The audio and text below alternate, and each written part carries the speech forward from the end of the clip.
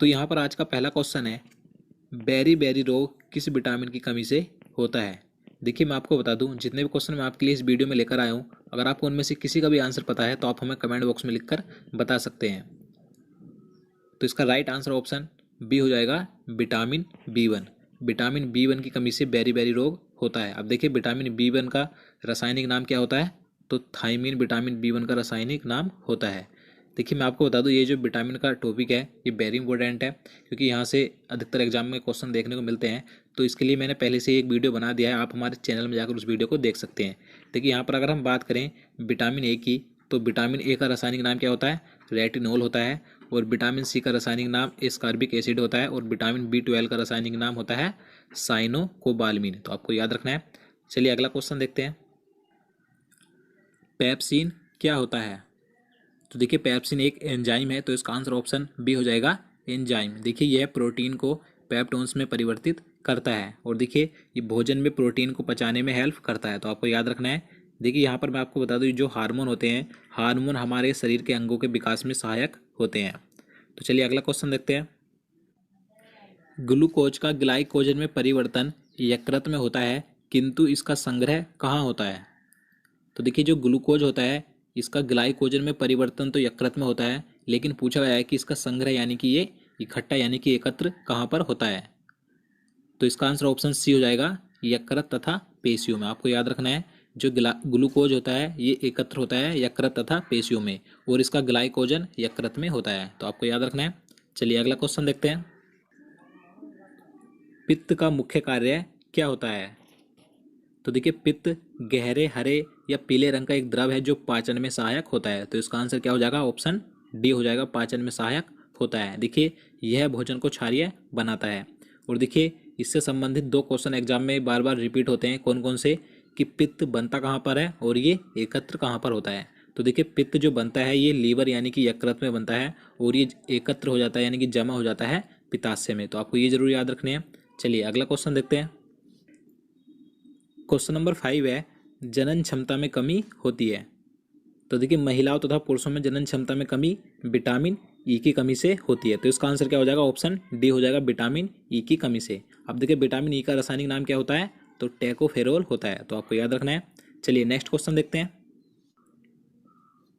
निम्नलिखित में से कौन सा दूध प्रोटीन है। तो इसका राइट आंसर ऑप्शन सी हो जाएगा, केसीन है। देखिए केसीन हमें दूध में मिलता है, जो कि एक प्रोटीन है। अब देखिए कई क्वेश्चन यहाँ से भी एग्जाम में पूछे जाते हैं कि दूध का उजला रंग किसके कारण होता है। तो दूध का उजला रंग केसीन प्रोटीन के कारण होता है। अब देखिए दूध का पीला रंग किसके कारण होता है, ये भी आपको याद रखना है। तो दूध का पीला रंग कैरोटीन प्रोटीन के कारण होता है। तो आपको दोनों याद रखने हैं। चलिए नेक्स्ट क्वेश्चन देखते हैं, किस विटामिन को हार्मोन भी कहा जाता है। तो इसका राइट आंसर ऑप्शन सी हो जाएगा, विटामिन डी को। आपको याद रखना है, विटामिन डी को हार्मोन कहा जाता है। अब देखिए विटामिन डी का रासायनिक नाम क्या होता है, तो कैल्सीफेरोल विटामिन डी का रासायनिक नाम होता है। अब देखिए विटामिन डी हमें कहाँ कहाँ से प्राप्त होता है, तो अंडों, मक्खन, सूर्य की धूप तथा मछलियों के लीवर के तेल से हमें विटामिन डी प्राप्त होता है। अब देखिए विटामिन डी की कमी से कौन सा रोग हो जाता है, तो बच्चों में रिकेटस रोग हो जाता है यानी कि सूखा रोग हो जाता है, और वयस्कों में ओस्टियोमलेशिया रोग हो जाता है। तो आपको याद रखने हैं। चलिए अगला क्वेश्चन देखते हैं, मलेरिया रोग का प्रमुख कारक क्या है। राइट आंसर ऑप्शन बी हो जाएगा, परजीवी प्लाज्मोडियम। ये मलेरिया रोग का प्रमुख कारक होता है, जिसकी वजह से मलेरिया रोग होता है। अगर हम यहाँ पर बात करें लीशमनिया, ये किसका प्रमुख कारक होता है, यानी कि इसकी वजह से कौन सा रोग होता है, तो इससे काला जार होता है। और यहाँ पर बात करें विब्रियो कोमा, इसकी वजह से कौन सा रोग होता है, तो हैजा रोग होता है। तो आपको ये याद रखने हैं। तो चलिए आगे नेक्स्ट क्वेश्चन देखते हैं, यांत्रिक ऊर्जा को विद्युत ऊर्जा में बदलता है। अगर आपने चुना है ऑप्शन डी तो बिल्कुल सही है, डायनेमो। ये यांत्रिक ऊर्जा को विद्युत ऊर्जा में बदलने का कार्य करता है। अगर हम यहाँ पर बात करें विद्युत मोटर की, तो ये क्या कार्य करती है, ये विद्युत ऊर्जा को यांत्रिक ऊर्जा में बदलती है। और यहाँ पर बात करें लाउड स्पीकर की, तो देखिए विद्युत ऊर्जा को ये ध्वनि ऊर्जा में बदलता है, लाउड स्पीकर। और यहाँ पर बात करें माइक्रोफोन के बारे में, तो ये ध्वनि ऊर्जा को विद्युत ऊर्जा में बदलता है। तो आपको ये चारों याद रखने हैं। चलिए आगे अगला क्वेश्चन देखते हैं, क्वेश्चन नंबर 10 है, हृदय में विकार का पता लगाने के लिए किसका प्रयोग किया जाता है। राइट आंसर ऑप्शन डी हो जाएगा, ECG इसका पूरा नाम इलेक्ट्रोकार्डियोग्राफ होता है। हृदय में किसी प्रकार का विकार हो या कमी हो उसका पता लगाने के लिए ECG का प्रयोग किया जाता है। अगर हम यहाँ पर बात करें पेस मेकर की, पेस मेकर का उपयोग हृदय की गति कम हो जाने पर उसे सामान्य अवस्था में लाने के लिए किया जाता है। और यहाँ पर बात करें CT स्कैन के बारे में तो आप सभी को इसके बारे में पता ही होगा। CT स्कैन का उपयोग संपूर्ण शरीर के किसी भी भाग की विकृति का पता लगाने के लिए किया जाता है। और यहाँ पर बात करें EEG इसका पूरा नाम इलेक्ट्रोइंसोफेलोग्राफ होता है। इसका प्रयोग मस्तिष्क संबंधी बीमारियों का पता लगाने के लिए किया जाता है। तो आपको चारों याद रखने हैं। तो चलिए आगे नेक्स्ट क्वेश्चन देखते हैं। निम्नलिखित में से किस रंग की तरंग दैर्घ्य सर्वाधिक होती है? तो सर्वाधिक तरंग दैर्घ्य लाल रंग की होती है, तो इसलिए इसका राइट आंसर ऑप्शन ए हो जाएगा, लाल रंग। अगर हम बात करें सबसे कम तरंग दैर्घ्य किस रंग की होती है तो आपको याद रखना है बैंगनी रंग की तरंग दैर्घ्य सबसे कम होती है और लाल रंग की तरंग दैर्घ्य सबसे अधिक होती है। तो चलिए आगे नेक्स्ट क्वेश्चन देखते हैं। सूर्य के प्रकाश में किस रंग का प्रकीर्णन सबसे अधिक होता है? देखिए इससे पहले क्वेश्चन में हमने तरंग दैर्घ्य की बात की थी, अब इसमें बताना है कि किस रंग का प्रकीर्णन सबसे अधिक होता है, यानी कि सूर्य के प्रकाश में कौन सा रंग अधिक फैलता है। तो इसका सही आंसर ऑप्शन सी हो जाएगा, बैंगनी रंग। बैंगनी रंग का प्रकीर्णन सबसे अधिक होता है सूर्य के प्रकाश में और सबसे कम प्रकीर्णन होता है लाल रंग का। देखिए तरंग दैर्घ्य का उल्टा होता है, यानी कि देखिए तरंग दैर्घ्य सबसे अधिक लाल रंग की होती है लेकिन प्रकीर्णन इसका सबसे कम होता है, और बैंगनी रंग की तरंग दैर्घ्य सबसे कम होती है लेकिन इसका प्रकीर्णन सबसे अधिक होता है। यानी कि जिस रंग के प्रकाश की तरंग दैर्घ्य सबसे कम होगी उस रंग का प्रकीर्णन सबसे अधिक होगा। तो आप इसे समझ लीजिएगा। तो चलिए नेक्स्ट क्वेश्चन देखते हैं। निम्न में से दूध में कौन सा अम्ल पाया जाता है? अगर आपने चुना है ऑप्शन ए तो बिल्कुल सही है, लैक्टिक अम्ल। ये दूध में पाया जाता है लैक्टिक अम्ल, आपको याद रखना है। और यहाँ पर बात करें टैनिक अम्ल, ये चाय में पाया जाता है।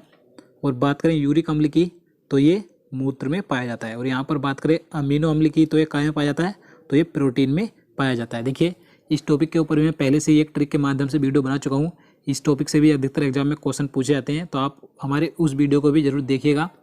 तो दोस्तों अगर आपको हमारे वीडियो अच्छे लगते हैं, अगर आपके लिए हेल्पफुल होते हैं तो वीडियो को लाइक जरूर कीजिएगा, क्योंकि आप हमें मोटिवेट करते हैं अगर आप वीडियो लाइक करते हैं तो चलिए आगे नेक्स्ट क्वेश्चन देखते हैं।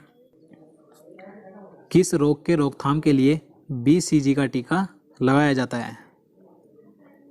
तो BCG का टीका TB की रोकथाम के लिए लगाया जाता है, तो इसका राइट आंसर ऑप्शन ए हो जाएगा, TB। आपको ध्यान रखना है। क्वेश्चन नंबर 15 है, मलेरिया रोग में शरीर का कौन सा अंग प्रभावित होता है? राइट आंसर हो जाएगा ऑप्शन ए, प्लीहा। मलेरिया रोग में शरीर का प्लीहा अंग प्रभावित होता है।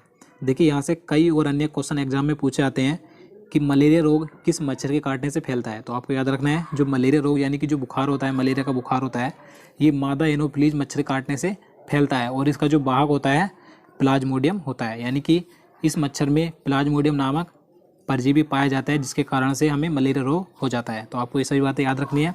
तो आगे नेक्स्ट क्वेश्चन देखते हैं। हाइड्रोफोबिया बीमारी में किसका टीका लगाया जाता है?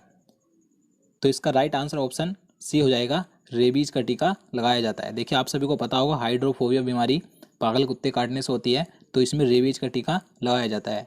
अब बात करें रेबीज के टीके की खोज किसने की थी, तो लुई पास्चर ने रेबीज के टीके की खोज की थी। चलिए अगला क्वेश्चन देखते हैं। निम्नलिखित में से आंखों के किस दोष को दूर नहीं किया जा सकता? तो इसका सही आंसर ऑप्शन सी हो जाएगा, वर्णांधता। देखिए ये ऐसा आंखों का दोष है जिसे कभी भी दूर नहीं किया जा सकता। देखिए इस रोग में व्यक्ति को रंगों की सही से पहचान नहीं होती है। देखिए यहाँ पर बात करें मायोपिया, कई बार पूछा जाता है कि मायोपिया को क्या कहा जाता है। देखिए जो निकट दृष्टि दोष होता है उसे ही मायोपिया बोला जाता है। देखिए मायोपिया दोष को दूर करने के लिए अप्तर लेंस का प्रयोग किया जाता है। और यहाँ पर बात करें हाइपर मेट्रोपिया, तो ये किसे कहा जाता है, तो दूरदृष्टि दोष को हाइपर मेट्रोपिया कहा जाता है। और इस दोष को दूर करने के लिए उत्तर लेंस का प्रयोग किया जाता है। तो आपको ये दोनों नाम याद जरूर रखने जो मैंने आपको बताए हैं। चलिए नेक्स्ट क्वेश्चन देखते हैं। मानव शरीर में किसकी अधिकता से हृदयघात यानी कि हार्ट अटैक होता है? तो देखिए मोस्ट इंपॉर्टेंट क्वेश्चन है, तो इसका राइट आंसर ऑप्शन बी हो जाएगा, कोलेस्ट्रॉल। देखिए मानव के शरीर में कोलेस्ट्रॉल की अधिकता होने से कोलेस्ट्रॉल हृदय में जमा हो जाता है, जिससे कि ब्लड का सर्कुलेशन रुक जाता है और ब्लड प्रेशर बढ़ जाता है। तो इसी से मानव के शरीर में हृदयघात यानी कि हार्ट अटैक आ जाता है। तो आपको ध्यान रखना है। चलिए नेक्स्ट क्वेश्चन देखते हैं। मधुमेह रोग किसकी कमी से होता है? तो देखिए जो मधुमेह यानी कि डायबिटीज रोग है ये किसकी कमी से होता है, तो ये होता है इंसुलिन की कमी से। तो इसका आंसर ऑप्शन बी हो जाएगा, इंसुलिन की कमी से। देखिए इंसुलिन एक हार्मोन है जो अग्नाशय में पाए जाने वाले लैंगर-हैंस द्वीपिका से स्रावित होता है।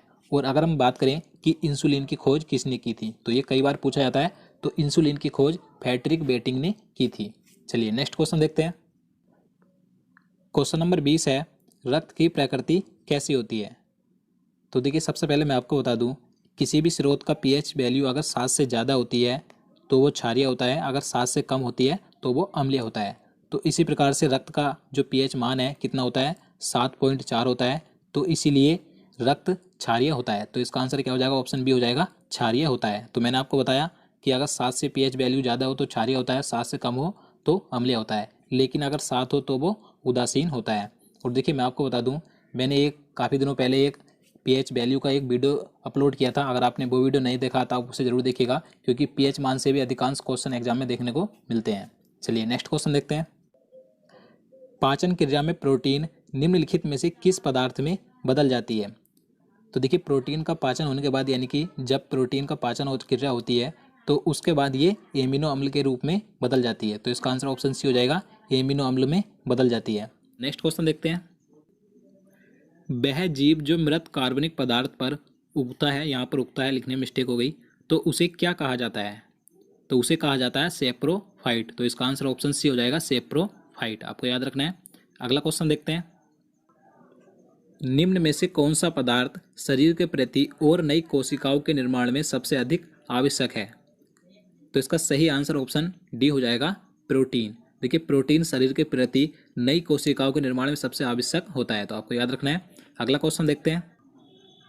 क्वेश्चन नंबर 24 है, स्तनधारियों का सबसे महत्वपूर्ण लक्षण क्या है। तो देखिए जो स्तनधारी होते हैं उनका सबसे महत्वपूर्ण लक्षण है चार कोष्ठीय हृदय। तो इसका आंसर ऑप्शन बी हो जाएगा, चार कोष्ठीय हृदय, यानी कि उनका जो हृदय होता है उनके हृदय में 4 चैम्बर यानी कि 4 कक्ष होते हैं, 4 कोष्ठीय हृदय होता है उनका, जैसे कि मनुष्य, व्हेल मछली, चमगादड़, कंगारू। तो जितने भी स्तनधारी हैं उनके 4 कोष्ठीय हृदय होते हैं, तो आपको याद रखना है। तो चलिए अब आज का क्वेश्चन देख लेते हैं, जिसका आंसर आपको कमेंट बॉक्स में जल्दी से लिखकर बताना है।